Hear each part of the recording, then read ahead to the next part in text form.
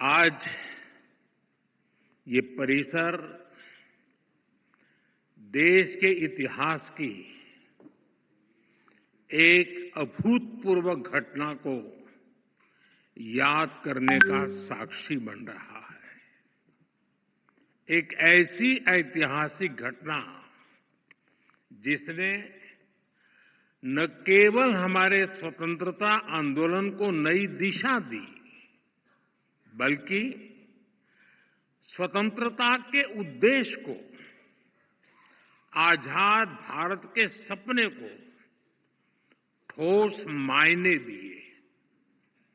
100 साल पहले श्री नारायण गुरु और महात्मा गांधी की वो मुलाकात आज भी उतनी ही प्रेरक है, उतनी ही प्रासंगिक है। 100 साल पहले हुई वो मुलाकात सामाजिक समरसता के लिए,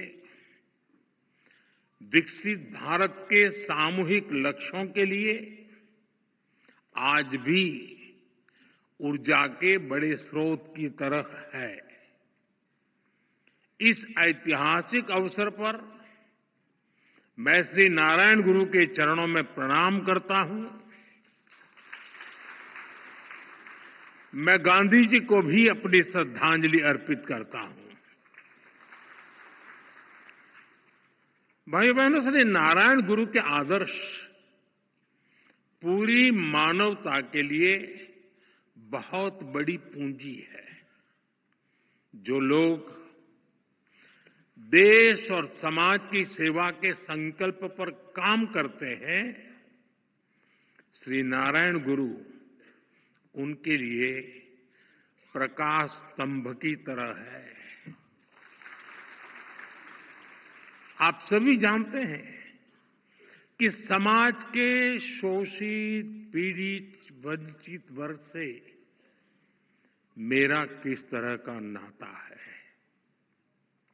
और इसलिए आज भी मैं जब समाज के शोषित, वंचित वर्ग के लिए बड़े निर्णय लेता हूं, तो मैं गुरुदेव को जरूर याद करता हूं।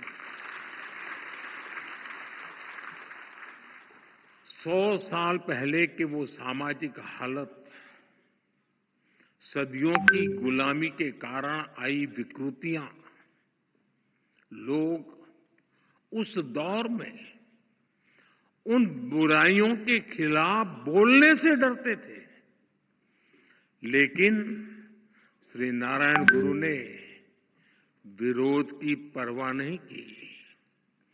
वो कठिनाइयों से नहीं डरे, क्योंकि उनका विश्वास समरसता और समानता में था। उनका विश्वास सत्य, सेवा और सौहार्द में था। यही प्रेरणा हमें सबका साथ, सबका विकास का रास्ता दिखाती है।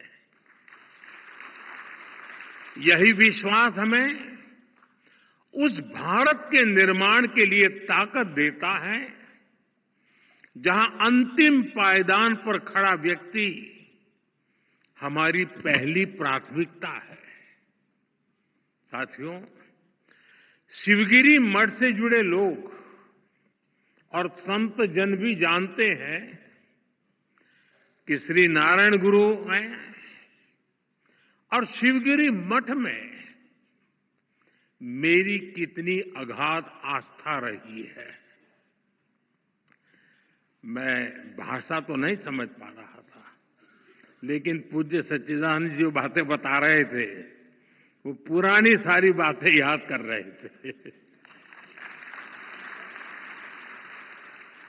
और मैं भी देख रहा था कि उन सब बातों पर आप बड़े भाव विभोर होकर के उसके साथ जुड़ जाते थे।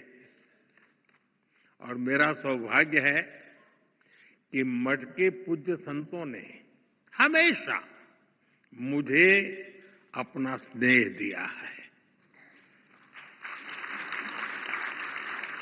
मुझे याद है 2013 में तब तो मैं गुजरात में मुख्यमंत्री था। जब केदारनाथ में प्राकृतिक आपदा आई थी, तब शिवगिरी मठ के कई पूज्य संत वहां फंस गए थे, कुछ भक्तजन भी फंस गए थे। शिवगिरी मठ ने वहां फंसे लोगों को सुरक्षित निकालने के लिए भारत सरकार का संपर्क नहीं किया था। प्रकाश जी, बुरा मत मानना। शिवगिरी मठ ने, मैं एक राज्य का मुख्यमंत्री था, मुझे आदेश दिया और इस सेवक पर भरोसा किया कि भाई ये काम तुम करो। और ईश्वर कृपा से सभी संत, सभी भक्तजन को सुरक्षित में ला पाया था। साथियों, वैसे भी मुश्किल समय में हमारा सबसे पहला ध्यान उसकी ओर जाता है जिसे हम अपना मानते हैं, जिस पर हम अपना अधिकार समझते हैं। और मुझे खुशी है कि आप अपना अधिकार मुझ पर समझते हैं। शिवगिरी मठ के संतों के इन अपनेपन से ज्यादा आत्मिक सुख की बात मेरे लिए और क्या हुई।